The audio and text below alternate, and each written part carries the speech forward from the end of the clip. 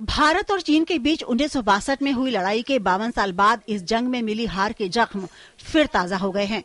ऐसा हुआ है हेंडरसन ब्रुक्स रिपोर्ट के लीक होने से। इसे एक ऑस्ट्रेलियाई पत्रकार नेविल मैक्सवेल ने वेबसाइट पर अपलोड किया है।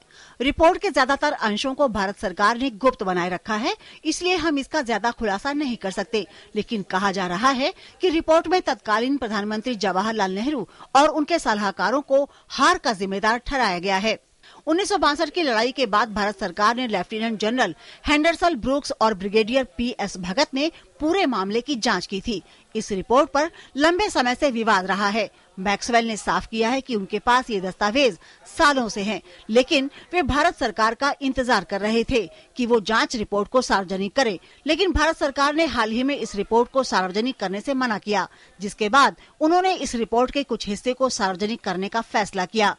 नेविल मैक्सवेल 1962 में दिल्ली में टाइम्स ऑफ लंदन के लिए काम करते थे। रिपोर्ट के सामने आने के बाद कांग्रेस ने जहां इसे खारिज कर दिया है, वहीं बीजेपी ने जोरदार हमला बोला है और पूरी रिपोर्ट सार्वजनिक करने की मांग की है। 50 साल के बाद वो सो रहे थे क्या अभी तक? क्या आज 50 साल के बाद वो इस तरीके की बात कर रहे हैं? कोई भी इस बात पे यकीन नहीं करेगा, न देश करेगा न दुनिया करेगी। इस तरीके की बातों से कोई फर्क नहीं पड़ता है।